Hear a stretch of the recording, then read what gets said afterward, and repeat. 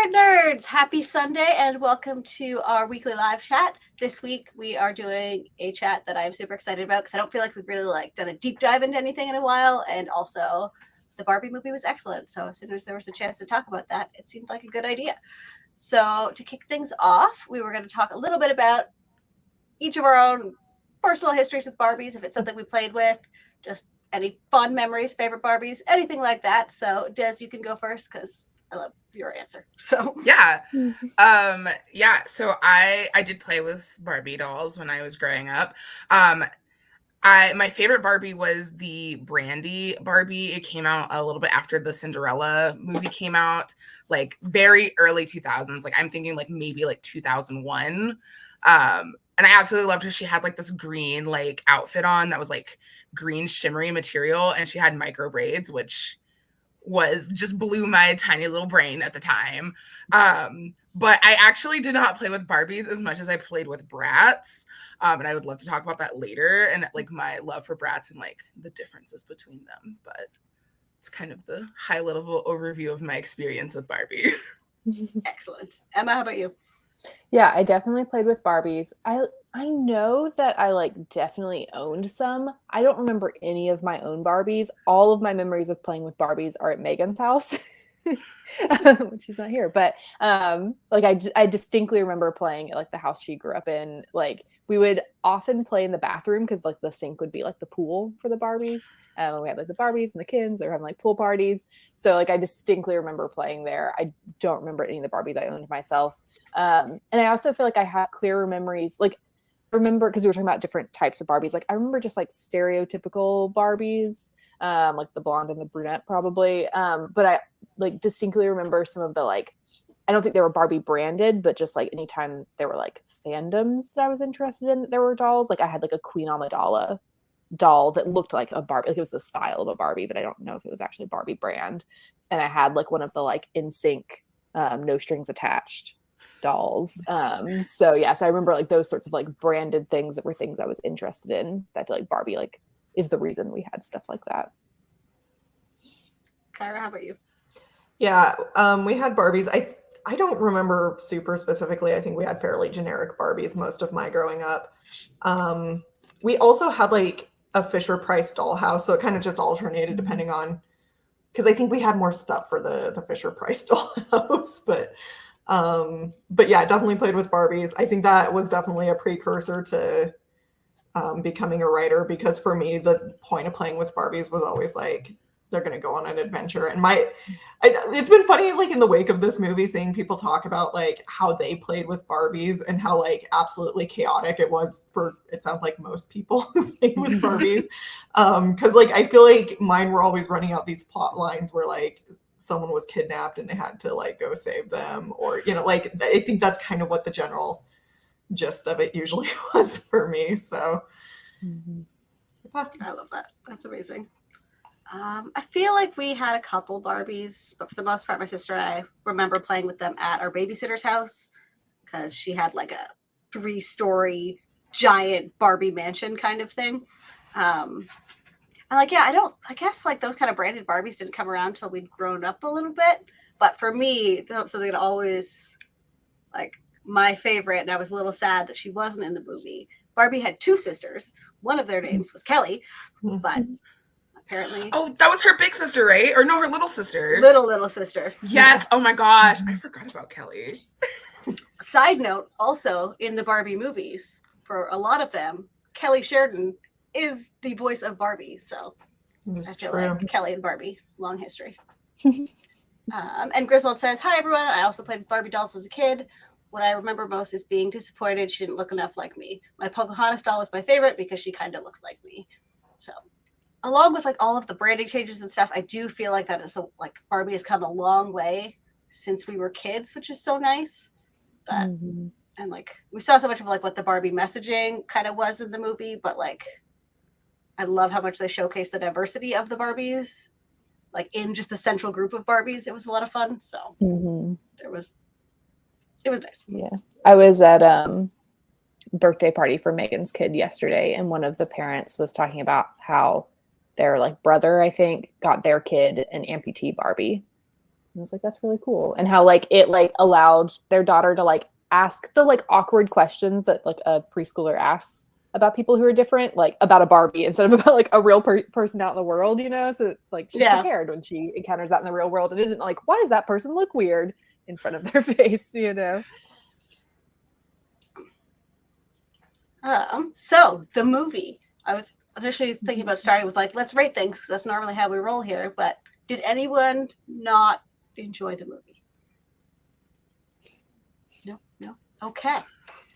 Did anyone have anything they particularly loved about the movie? Oh man, that's a big question. All of it, yeah.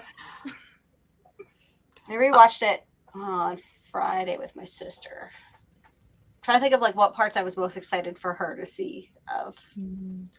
For me, it's the Ken fight. I think is so funny. The choreography, like it's like when it like kind of dissolves into the dance scene. I don't know, that really resonated with me. I was laughing so hard.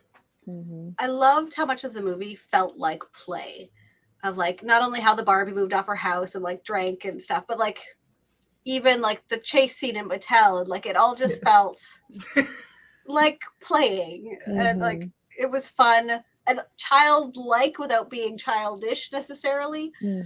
So that was really a highlight for me. I really liked the dance party at Barbie's house at the beginning. Like that was like, I feel like that's like what I was seeing in my head when I was playing with Barbies as a kid. Like this is what was happening.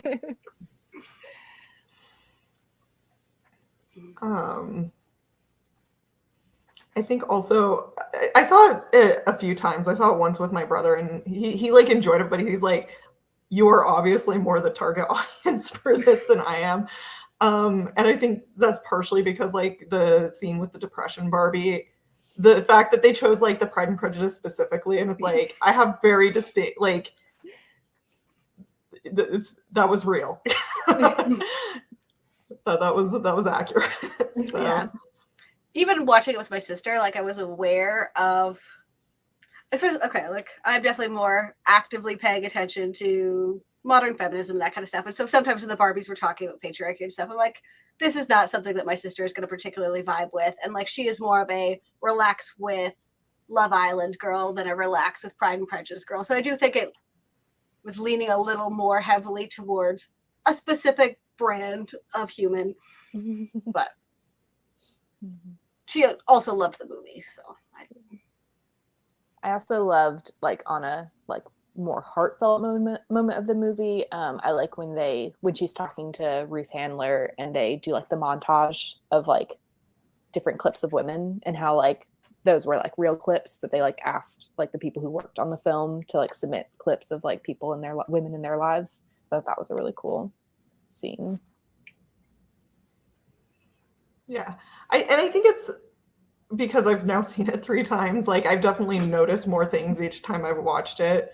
So one of the things I really liked last time when I was watching it is at the beginning, they're kind of just like introducing you to Barbie Land, but they're like giving out the Nobel Prizes. And I really liked that the Barbies who received them are just like, I worked hard and I deserve this. yes. Yeah.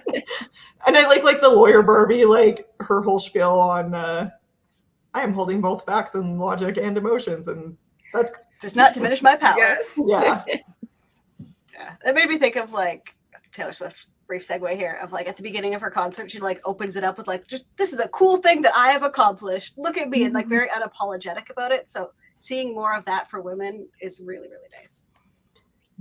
It's funny because I went on opening night a week after going to the Eras tour, and I walked in and my entire theater was pink. Yeah. I think this is like the closest experience I will ever have to like Avengers Endgame opening night again, like just in terms of people being dressed up. Like there was one girl who was dressed up in the like workout Barbie with like the blue leotard, like I looked at her and I was like, I recognize that outfit. Oh I think my Barbie had that outfit. And like just audience participation, people like cheering and clapping during the film. But it was like this weird moment of like, this feels a lot like walking into the Eras tour in a great way. I've enjoyed both of those things immensely. On top of the like cheering and laughing, I really appreciated the like appreciative snorts every time there was like a men kind of moment, like the singing at you or whatever. Like you can tell people in the audience were just like, yep. See, that's another, like, in terms of being exactly the target audience, that specific song, it's like, I think a man has sung this to me on guitar before. It was so perfect. I like when the scene started, I was like expecting it to be Mirrorball, or not Mirrorball, Wonderwall. And like but like the song they chose was perfect. Well, and he does like the affectations that he was doing. Like kind of nasally. Granted, the way he says granted is so good. It's just so good. That's another one of my favorite comedic moments is like when they pan out and it's all the Kens and the ones on the drums. I love the guitar moments. I thought that was particularly as a person that has a husband who plays guitar, I found those particularly humorous. So I love that scene. Yeah. For me, it was the like using the distraction of having never watched The Godfather. Of like, my husband would never expect me to watch The Godfather, but like having never watched Breaking Bad is a point of contention in our household. Of like, to be fair, I have made him watch Greta Gerwig's Little Women, so. But I've also watched a lot of very boring action movies. Overall, I'm so happy for Greta Gerwig and how well this has gone, and just I'm so excited to see what her career looks like now. And I'm glad that she's like doing Narnia things next. Like she didn't need to be boxed into indie meaningful films. Like giving a blockbuster thing is what her trajectory should be. So, but and I talked a little bit about this before, but seeing Greta Gerwig's take on Susan from Narnia is something that is very a lot of potential there. I feel like she'll get it. So, controversy in Barbie. Do we feel this film was unkind to men? I feel like this film was kinder to men than it could have been. Yeah. I mean, the anti-man message is like, you need to love yourself independent of your relationship with women, you know. Yeah. I do think that the film also does, for me, a very good job of like very clearly distinguishing like between patriarchy and men. Yeah. So, like, it's very clear that's like the problem here is not that the Kens are bad. The problem is that they are behaving badly, right? Yeah. Yeah, it's interesting because like I've seen like both like extremes of the take, like the whole like, oh, this movie hates men, and then like I've also seen like someone say like this movie was too nice to Ken, like he should have like, you know, he did terrible things or whatever. But like I think it does walk a fine line there, and I think it does it really well in pointing out. But like the Kens are like, they're very naive, they don't know pretty much anything, you know, like it is. I think when we see it through our like real world lens of like men who are aware of the patriarchy and their power, but like the Kens actually don't really know what they're doing. Ken thinks it's horses. Like he loses interest when he finds out it's not actually about horses. That part I didn't like fully click with until I saw someone online being like, clearly Ken is being played with by a horse girl, and like, oh, that totally makes sense.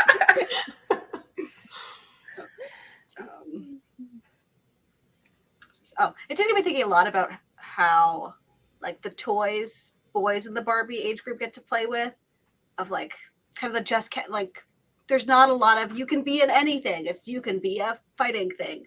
Like there's that doesn't exist to the same level with toys targeted at little boys. And Griswold says Ken felt like an accessory to Barbie at the start of the film, which is exactly how I used Ken as a kid. I put Barbie at the center of all my stories and games. Yeah, when I said I think my Barbies were usually like rescuing hostages, I think the hostage was Ken.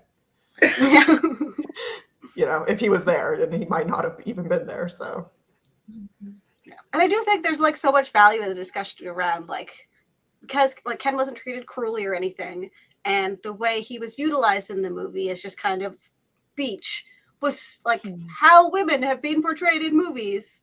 Like so many actresses' role could have just been dress. Like it's not so. having men have to look at that in Hollywood's history and be like, oh, maybe that wasn't as fun for you as it was for me. Like, well, and I think the line at the end too about like, well, maybe one day the Kens will have as much power in Barbie land as women have in the real world. It's like, okay, yeah, you're gonna have to confront how that line makes you feel, right? Yeah. Mm-hmm.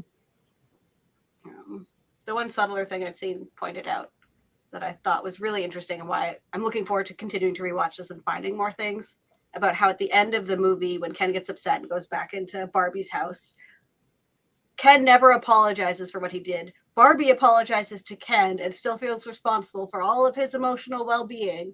And that's just assumed by both of them, if that's how it's supposed to be, that, oh, sorry, Ken, that I caused you pain. Never mind that you took over my world and my house and my friends. Like, so those finer details, I think, are going to be worth studying at length. My husband and I had a bit of a, will Oppenheimer or Barbie be the movie more thoroughly studied in like film critiquing classes, circles in the future? And I stand very strongly by Barbie. It will definitely be Barbie. As someone who has taken film classes and the current trajectory of media, I would be surprised if it was Oppenheimer. Yeah. Kyrie, you're saying something? Yeah, I think one of the interesting criticisms I've seen leveled at it is, and like I think maybe on some levels this is a fair criticism, and I totally understand why people would feel this way, is this idea that the film doesn't maybe do enough. So it is like pretty basic, like this is like feminism 101, right? Right. And it is like, I think, pretty white feminism. It's, you know, it doesn't like, it's fairly focused on the gender binary, and not that I don't think there's like any, like Alan, you know, is maybe like a little bit of queer metaphor there, but like, you know, it is like, for me, I think it is fair to say it's like pretty basic feminism, light feminism 101. I'm kind of okay with that. I think it knew what it was trying to do. I think it's maybe the point of the movie is that it's like unfair for one woman, one movie to do everything. And I almost kind of appreciate that they like knew what their lane was and decided to just like, this is what we're doing and we're going to do it really well, instead of trying to like half bake a lot of things. And like, it's a big Hollywood summer blockbuster. Like, I don't expect it to be a master's level feminism class, you know. And I think like we need most some people feminism need 101.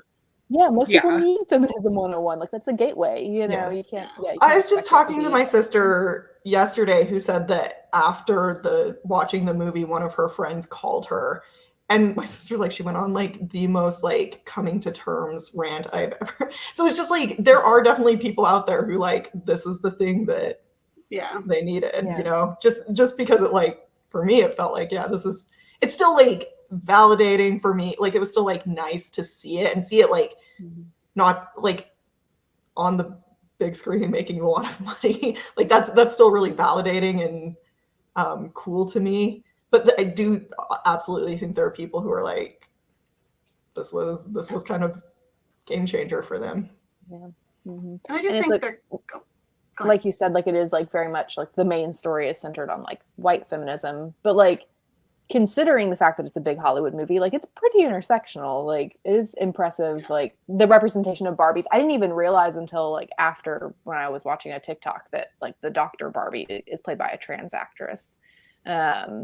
And then to like have like a wheelchair Barbie and Barbies of different races, I think was like, if this movie had been made 10 years ago, it would not be the movie it is. No, absolutely not. And one, I did see another criticism that I think is very fair on the movie. As someone pointed out, the lawyer Barbie, who is fat, and I love that they have a fat Barbie. They have a couple. Nicola Coughlan is in there too. But like, they were comparing the way she was like dressed on the beach compared to the other Barbies, and she's just like way more covered up than they are. And so I think like it's cool that she's there, but there was still room for improvement there. On the white feminism thing, I do hope there's discussions around like, essentially Barbie gave up. Like, it really, the two women of color needed to come back and be like, nope, come on, Barbie, get it together. Like, although, okay, the physical comedy of Margot Robbie falling down as a Barbie was Barbie. so good. Like, that was just like, I could see every Barbie I'd ever had in my mind falling down like that. So good.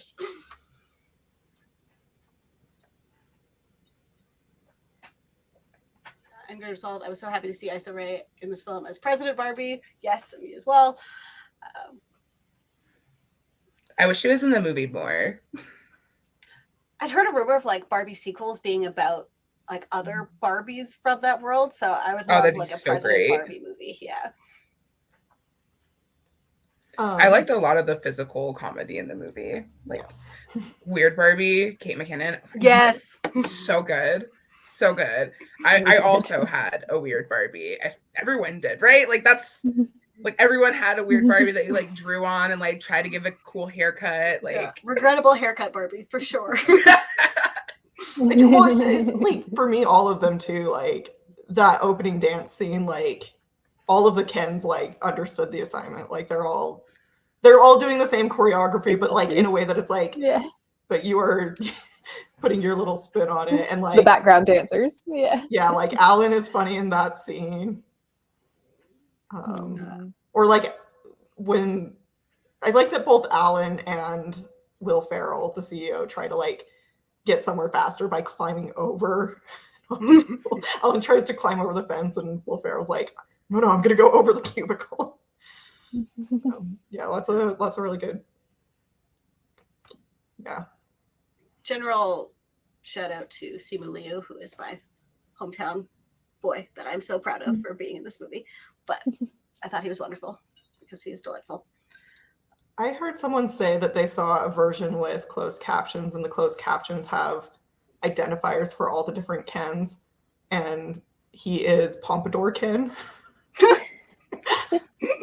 And one of them's Tall Ken. I can't remember what the others were.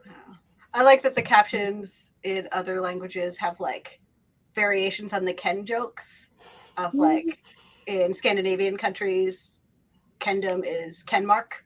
It's really good. I'm curious, what was everyone's general take on the purpose of Alan? Like we already talked a bit about like queer representation. I'd seen so much like, oh, Alan was the what? Like Alan still tried to run and leave and just like abandon everybody. Like it wasn't, to me, Alan wasn't like, oh, this is the one good man representation. I wasn't really sure what it was supposed to be.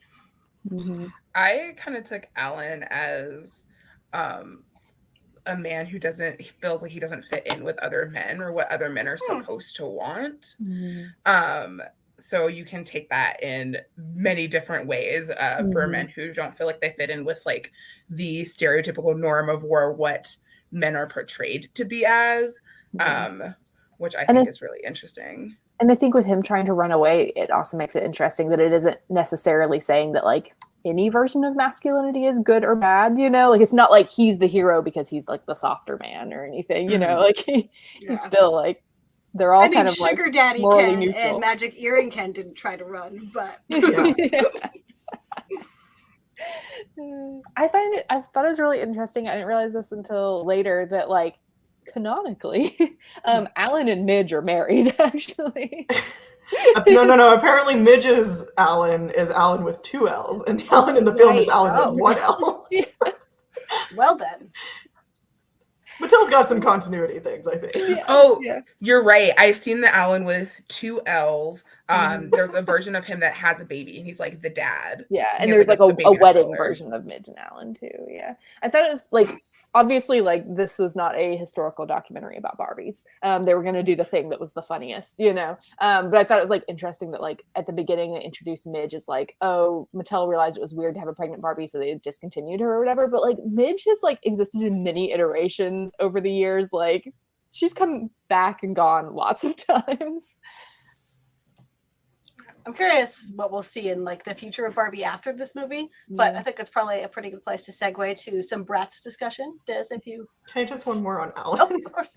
I saw this tweet that was like, I don't know if Alan is supposed to be a like queer allegory or if it's just Michael Cera being Michael Cera, and it's honestly like I could see that going either way. Is he just the comedic relief? Yeah, it's like on the one hand, there's like this really deep, like he's wearing a literal rainbow shirt and he's not a Barbie or a Ken, or like, you know, he's Alan. He's the only one. Alan. But on the other hand, like, it's also just Michael Cera being Michael Cera.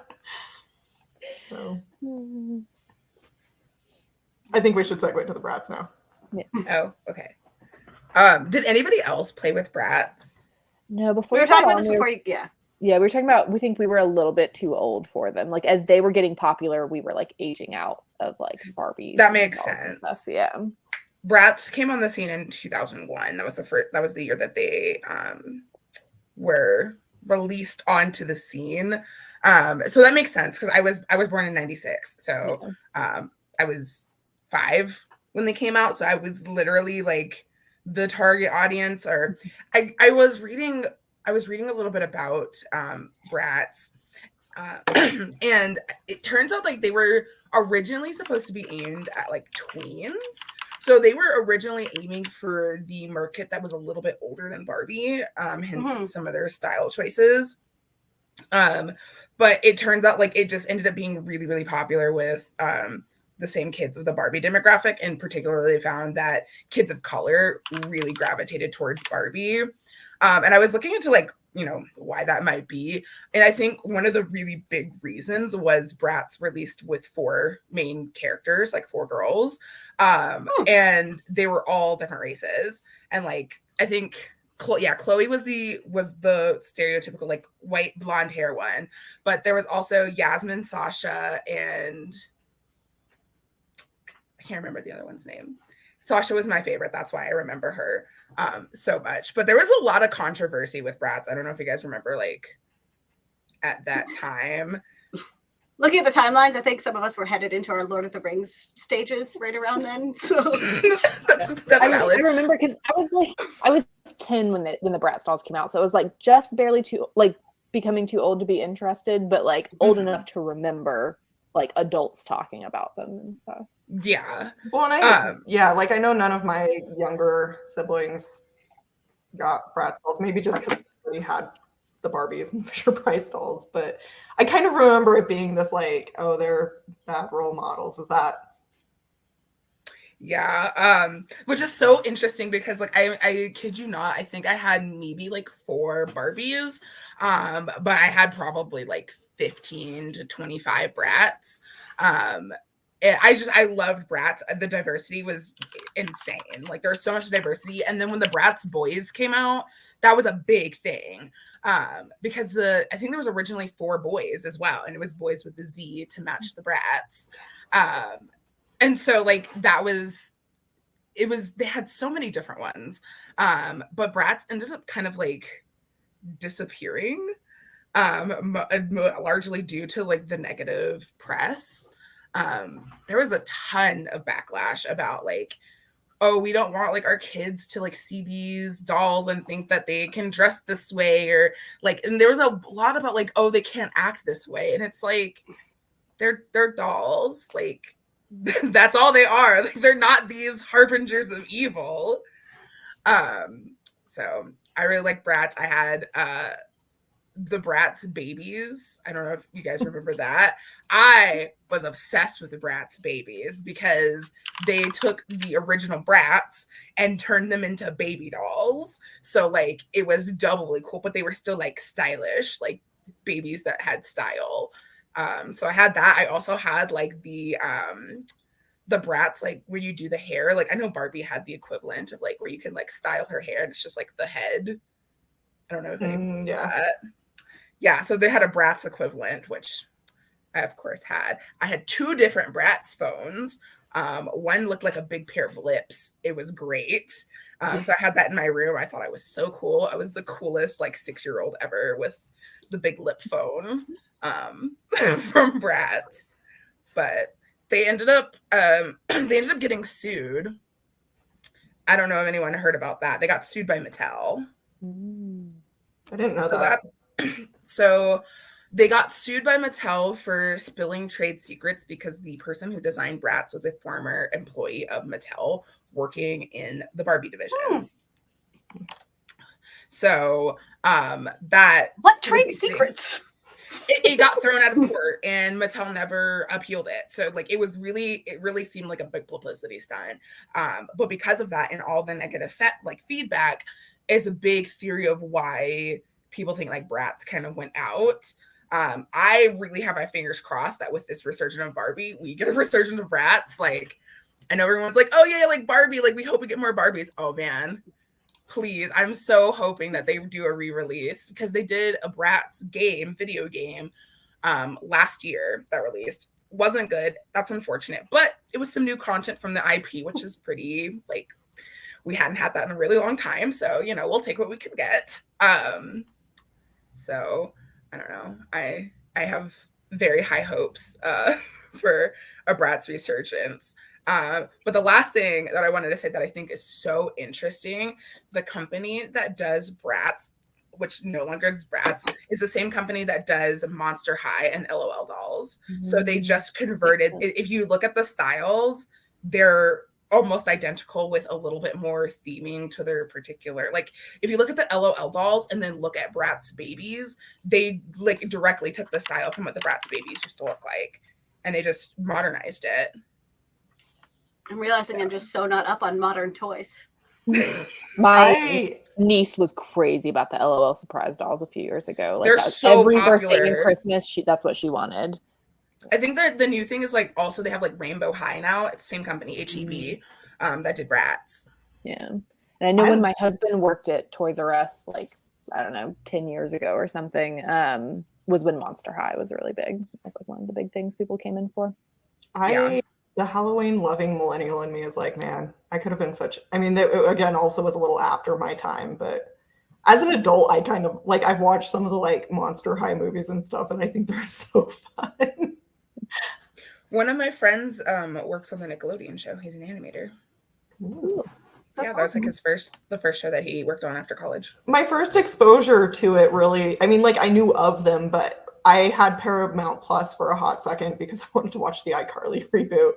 And it was in October, and like they had just put up the movie, and I was like, I'm a millennial who loves Halloween. I'm going to watch this. And I loved it. Like it really like hit a spot for me. So now I'm like, I should explore some of the other media in this universe. Yeah. I saw in the comments that Andrew Walker said, my cousin also had more Bratz than Barbies because we were Black and my family felt that that was important. I have to say every friend of color that I had growing up had more Bratz than Barbies, like hands down. And I think it has a lot to do with the Black Barbies that were available. Like when we were growing up, it was one. There was like maybe a couple. I think I remember I have like one standard one. There was one Black Barbie that had a little sister, just like Barbie had Kelly. So there was like little one. And then I believe there was like a veterinary one. And then of course the Brandy Barbie, which, you know, I had. And I'm sure there were others out there, but like I said, I was a Bratz through and through. I also had a Bratz sewing machine. I had a Bratz camcorder. I was keeping them in business. Like I was supplied with all of the Bratz memorabilia. I love Bratz. And I thought that it was so cool to change their shoes. You took off their feet. That was one of my favorite parts. It also gave the satisfying click when you put it together. You paid for their lawyers for the I love Bratz. I hope and another thing I was gonna say with like the dolls, I really think there's gonna be like a doll resurgence, not necessarily just with Bratz. I think like the newer dolls are gonna have like a moment. You know, Mattel has like 20 movies planned in like the next couple of years or something insane like that. Hasbro has their own company. Hasbro has their own movie company, so like it really could be like the toy company movie wars. Which I think would be really interesting. But like there's also like My Scene dolls, which were like popular-ish around that time. I don't think you guys probably played with My Scene, did you? I remember they had a movie that came, it was an exclusive DVD that came with one of their dolls, and it was the first DVD I ever got to watch on a DVD player. So I remember My Scene. But one of the things that was like really controversial is one of the My Scene dolls was named Barbie. Yeah. One thing I did want to talk about is like all of those movies coming up. I'm so worried. I know Hollywood's going to take the wrong message from Barbie's success in making all of these movies. Like it's not, it wasn't a Barbie movie we were looking for that made this successful. And so all that, like, it does make me more hopeful for the Polly Pocket movie, because that was definitely one that I enjoyed as a kid. Like, think about the Barbie resurgence. Just like Barbie stuff takes up so much space. Of like, if you don't have a lot of room for toys, just the Barbie clutter becomes so much. So like Polly Pocket to me feels like this is a more convenient toy. But yeah, I'm definitely worried we're gonna get so many like trying to be the Barbie movies about toys just don't hit. Like, what is an Uno movie supposed to be? Yeah. I'm looking at the list now. Oh gosh, my child's gonna make me watch the Hot Wheels movie over and over again. I can already feel it. I didn't know there was a list. We have some good comments. Sorry, I've been kind of keeping an eye on the comments, but let's talk about some of them. I think Andrew has this really interesting point. Andrew says, as gay man, the Ken storyline reminded me of how gay men in a lot of spaces get sidelined as an accessory to women. Like patriarchy is supposed to help me, but it also hurts me like it hurts Alan. Uno is obviously going to be a horror story. It should be. I mean, if it's not like a thriller horror, what are they even doing? I actually read the description of what's planned, and it says an action heist comedy movie based on the popular card game Uno is in development with rapper Lil Yachty attached to potentially star in the film. The project is expected to take place in the notorious hip-hop scene in Atlanta, which is likely to attract other rappers and entertainers to the Uno project. A heist. Is it though? See, I wanted like a scene where somebody's yelling Uno, like you have to yell Jumanji in those movies. But I am excited. The next one on the list says a Magic 8-Ball horror movie is in the works. Yes. So we also had a question from N. Griswold. What did you think about the introduction? I thought the intro was excellent and really set the tone for the film. Yes, absolutely. I really liked it, like with the juxtaposition against the like Barbie Land intro. So you have this like big cinematic space odyssey, the history of dolls and women and play, and then it's like Barbie Land, and it's great. And so like I think that really did set up like, okay, here's what you can expect from this movie. Like it's got a little this and a little this, and I think it's gonna go together somehow. The girl with the glasses was so cute. Yeah, she's just like angrily like. I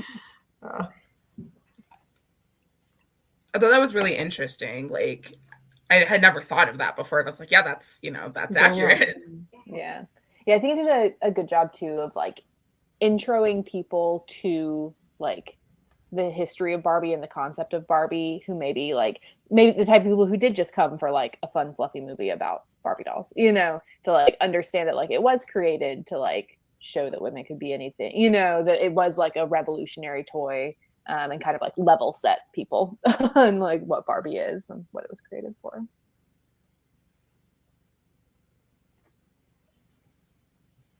Yeah, like because in the like trailers, advertisements, it was kind of like, if you love Barbie, you should see this movie. If you hate Barbie, you should see this movie.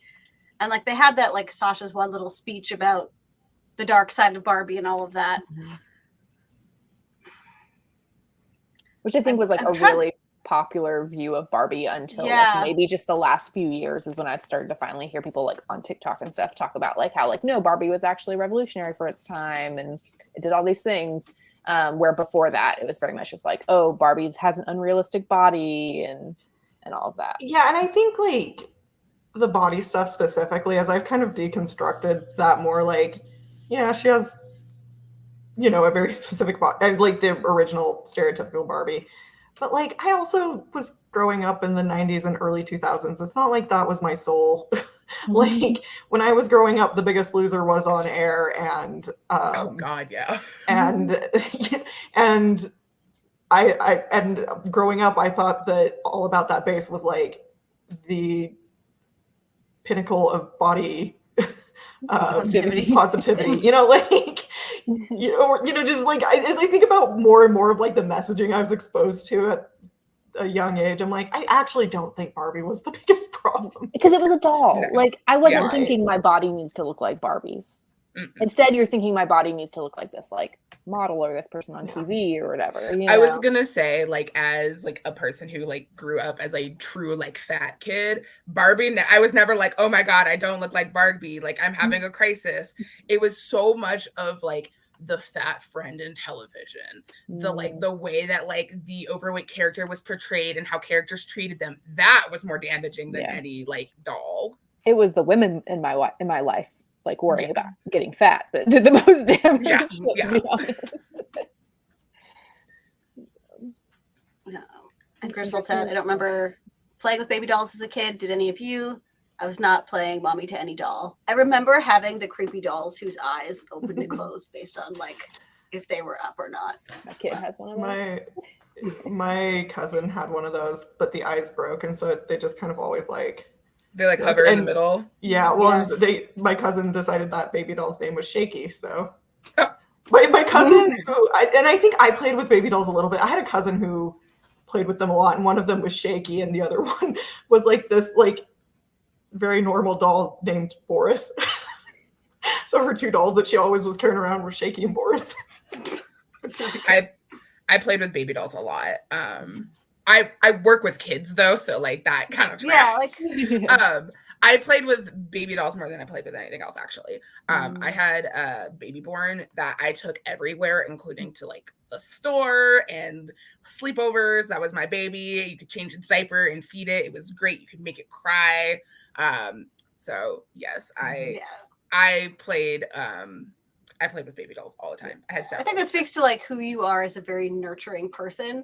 Like, I definitely never wanted baby dolls. I wanted a dog. And at the very least, I wanted a stuffed dog if they weren't going to get me a real. I never wanted a baby. Yeah.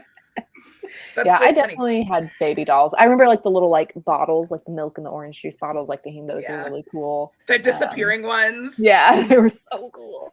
So I know I definitely had some, and I had like accessories and stuff, but I was pretty young when I played with those, and I got older and got interested in like more interactive stuff like Barbie. And I know like my 2-year-old niece has a baby doll. She's like obsessed with it. So they're definitely still a thing, but I think you like grow out of it into other types of dolls. And I know when I was a kid, like I was born in the 80s, so like the world has come a ways. There was like for that age group of little girls, that was the main thing being marketed at like pre-Barbie girls. Yeah, I feel like a toy kitchen and baby dolls. Yeah. I did love my toy kitchen. I was gonna say I was big on like imagination play, so I think that also added to like why I played with dolls so much. But like one of my favorite things to play with was actually not a toy kitchen; it was the toy grocery store. So cool. And I also had a Barbie like cash register. Oh my gosh, could play with that thing for hours. A cool kid, man. Yeah, I had a lot of doll toys. I was an only child, so they had to keep me entertained somehow. And yeah, especially like the baby doll shift has definitely changed. I feel like kitchens is more now like we had a kitchen for my nephew. I'm like, yes, my boys son will also kitchen. Yeah, my son has a kitchen and he has a baby doll. It was very important to me that he have those two things. If I can change the direction of the conversation a little bit. Absolutely. I think that, so we've talked a little bit about like the feminist messages. And I think like there's this very obvious like kind of commentary on this is what it means to be a woman. This is what it means to be a man. I actually think for me, because it is kind of feminism light, I think actually for me, the more interesting theme in the movie is there's also this discussion of kind of going on in the background of like, what does it mean to be human? And for me, that was actually way more interesting than kind of any of the other themes they explore. So like that, and I think especially that was one that I appreciated more when I saw it more, but just like this conversation about that she has with Ruth about like, you know, I don't need to have permission to be a human. It's just something I decide. And I was talking with my sister like yesterday about this and kind of deconstructing it. And she's like, she made this point I thought was really interesting. That's like, you know, not that any of us are literal dolls that I know of. I mean, maybe you are living a secret life, but like for me, where that becomes relevant is like living in a very like a society that's very interested in trying to sort of objectify you, having that ability to step back and say, no, I'm not an object. I think for me, that was actually way more interesting than some of the more like feminist commentary. Yeah, that part made me cry. I was crying the first time. I've only seen it once, but that scene like brings up a lot of like emotion, right? Like life is a very hard, messy thing, and I don't know, that scene was just very existential too. Mm-hmm. And it's like, what is, especially in and talking about like your place like in the world, and those clips in particular, like there's a lot of like mother-daughter clips and like intergenerational clips of women, which is one of the things like I immediately noticed, because like, you know, my mom had Barbie has been around since like the 60s, so it was really interesting, but like it also makes you think of like, for people who like don't have kids or like are child free by choice, like it felt almost weird to me, like, but maybe that could just be like my personal ish going on, where I was like sad but like beautiful, but like also like I don't know how to feel, but I really liked it. I know that doesn't really make sense, but no, I think that scene, I had to watch it a few times before I'm like, okay, I think I get what like I think I appreciated it the first time, but it wasn't until later that I'm like, okay, I think I know more how I feel about this scene. I think the like footage in that section of like all the women also is like a really nice callback to when she's sitting at the bus stop, and it's like just before she sees the old woman, which also that scene is amazing. I love that scene so much. Such a good scene. But before that, she's kind of like looking around, and she's just like seeing all these people at this park, like just having these very human experiences, and it felt like a little bit parallel of that experience in a way that I really, really liked. Mm-hmm. I think that like first time, like notes. Yeah, I feel like sitting at the bus stop that time, it's like she's realizing what the real world is like. It's kind of like overwhelming and scary at that point, but like the scene at the end is more like her like accepting it and seeing the beauty in it too, you know? Yeah, like on the topic of like the being human, I think there was, for me, I read it as like the difference between what you feel like being a grown-up or existing in the real world is going to be like when you're little versus what it actually feels like to exist in the world, and how like jarring that can be, especially for kids who grew up with big imaginations and had all of these thoughts about what life was going to be, and then you skate out onto the boardwalk and everyone's looking at you and it's just like, oh, I am uncomfortable. Yeah. And like for like us as real people, like it happens like slowly as you grow up, like, but like for Barbie, it's like she's just thrust from like childhood to like womanhood all at once. Yeah. That's a really good point. Like I had other thoughts about that last scene, but I don't remember.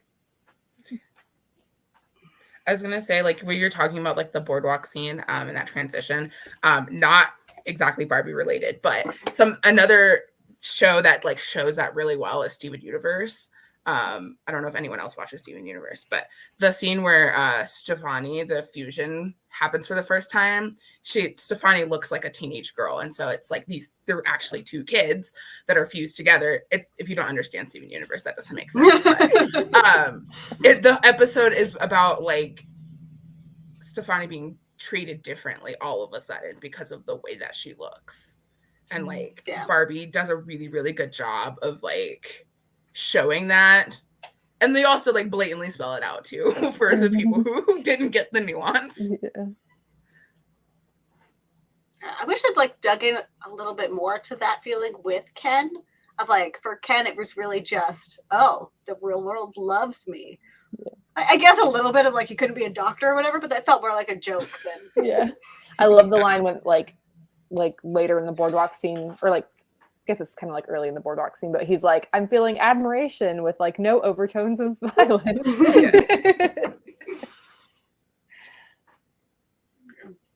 I loved all the ways like Barbie trying to describe a feeling, just like anxiety or double entendres, all of that.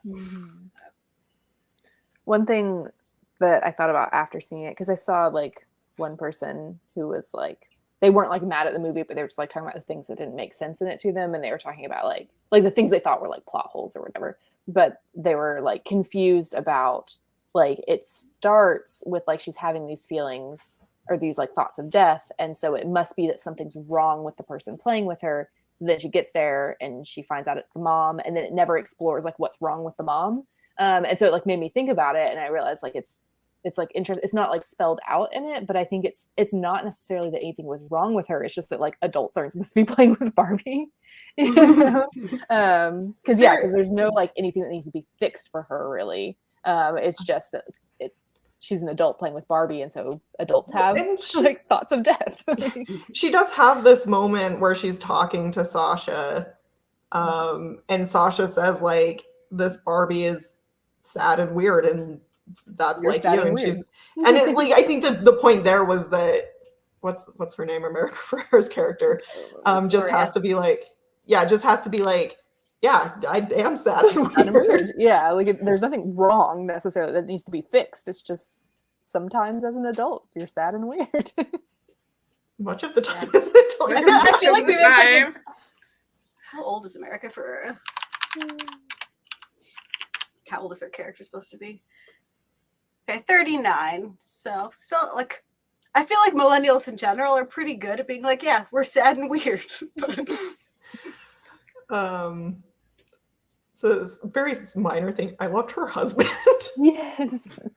I think that's just kind of another interesting point in the like, you know, meta or bad messaging that I don't think is in the movie. Is it's like, nope, she has this like very sweet, unproblematic husband who just wants to learn Spanish badly.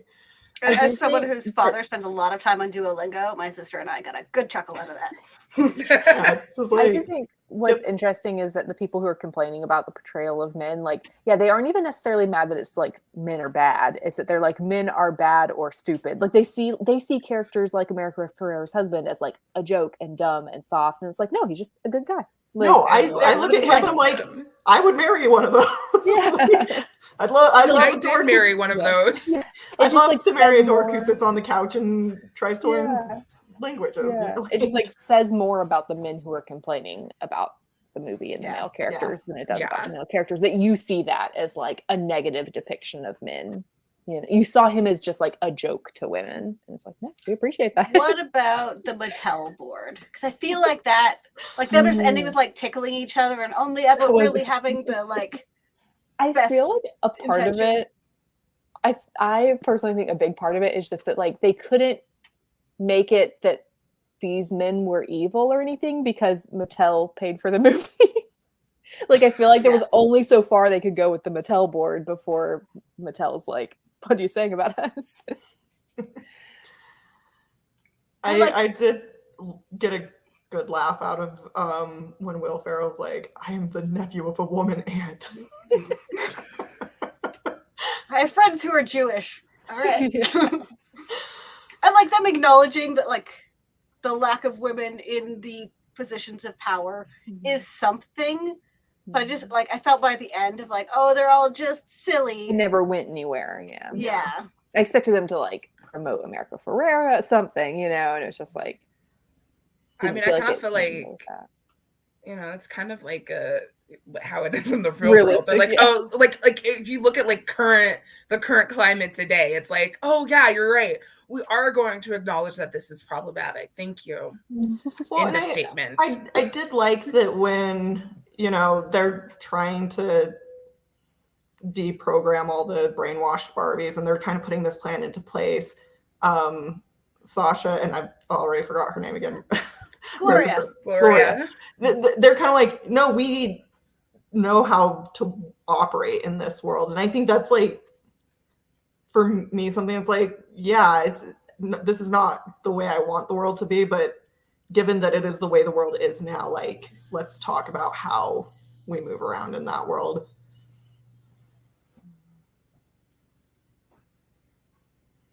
Well, we're at like the 55-minute mark, so I feel like we have discussioned pretty thoroughly here. Does anyone have anything else they wanted to? The flat feet them gagging stuff at the beach, I didn't love. But like when I saw her like Barbie arches in the trailer, for me that was just like, oh, So this cool, movie is yeah. going to be something really cool. And so that was something that just stood I out. did like the, even though all the Barbies are like freaking out about it, as soon as the Ken is like, they're like, I guess. this does not involve you. Yeah, I do think like one of the few things I didn't like totally love about the movie, like I got it, but I didn't like love it, was like that one of the gags of like becoming like a weird Barbie was like, you'll get cellulite. And I was like, Yeah. cool. Like I like get it. They're Barbies, so they don't have any cellulite, so it would be weird to them, but it's also like, really? We couldn't have thought of like something else to make that joke. I mean, I would buy cellulite Barbie. Right. I'd be like, yes. I did Well, like Gloria's making one, so at the end. Barbie just like the Matrix pick a shoe thing, and she's like, no, I just want to go back to this. Like there was no like her really choosing to go on the adventure, just like how weird Barbie was trying to give her agency and it just didn't work out. And Griswold, final thought, the disco party was such a good scene. If they made a disco Barbie experience similar to the Bridgerton experience, I can't believe I'm saying this, but I would totally buy a ticket. Oh, heck yeah. A Barbie party experience. Yes. I see that being a pop-up in the future. I was just like, that is a set that I would like want to go to Hollywood and like drive. Like the sets were so good, and just like I'd want to just walk around in Barbie's house and like all of that. Go to the weird plastic beach. Yeah, it's just like amazing, like how much thought was put into like set design and costume design and like hair and just like everything. Like so much thought and care put into this movie that could have just been a silly movie to help sell a toy, you know. Instead had a lot, because like I like saw I don't know if you guys saw the stuff about how like they like paid attention to like the proportions of like Barbie to the houses and stuff. They realized and, she was like 23% bigger than like a normal person would be in relation to their house. Yeah. Yeah. That's pretty cool. Vanessa asked, do you guys think it's worth watching more than once? Kyra is our resident expert. Yeah, so I've seen it 3 times, and I really did like notice different things each time. So and even some of it was like humor that I didn't catch the first time. So like the first time I didn't catch after like when she's crying after Sasha calls her a fascist and she says, I don't control the railways or the flow of commerce. Like that's just like one that I didn't catch the first time. Just love that like stereotypical Barbie knows what a fascist is. Yeah. And then like I said, like some of like the scene at the ending, like I've now watched 3 times and kind of feel like I'm starting to get it, but like I could analyze that some more. So I also just feel like I could watch that Ken fight. That humor was so funny to me, the Ken fight. And that was another where I like noticed like other weird things going on in the background that I didn't notice the first time. There's 2 pairs of Kens that are like dancing together in the background at one point. Yeah. I think more than anything, I would love to do like a slumber party with my girlfriends and rewatch Barbie. Yes. Like they've all seen it and be a rewatch for everybody, but like watching it with friends who grew up when I did and just like experiencing that together would be so nice. Yeah, like I want to watch it with my sisters. Yeah. I had a quick question. I don't know if anybody knows this, but the joke about Skipper coming to life, was there actually a movie or like show with Skipper coming to life? Yeah, I'm not sure. It felt like there was something more to that. Yeah, they made a joke. And so I always, one of my favorite movies growing up was Life Size with Tyra Banks. And I was like, I thought they were going to make like a joke like that. And I was like, did Skipper come to life? Is this a movie? Am I missing some form of content? So I kind of thought it was just to establish, because like all of NSYNC being Alan's. Yes, excellent. Even that one.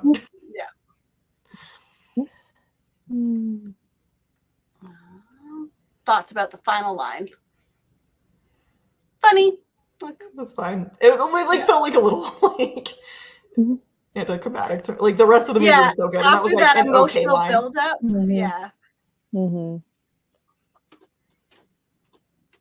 But I do kind of like it does the way that like the point of that last scene was just about being human. Like, yep, that's a mundane human thing to do.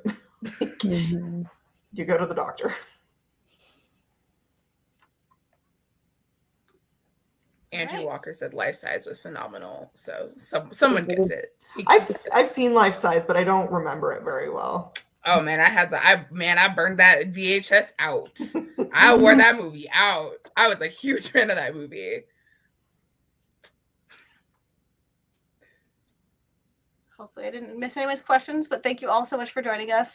This was a really interesting movie going experience, and like the first one in a while that I've really wanted to like talk to death about. So always a joy to get to do it with all of you. We will be back next week for a Nerd In, where we'll be doing our usual productivity chat and get things done.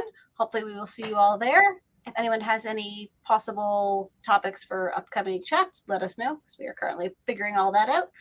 And yeah, we will see you all next week. Bye.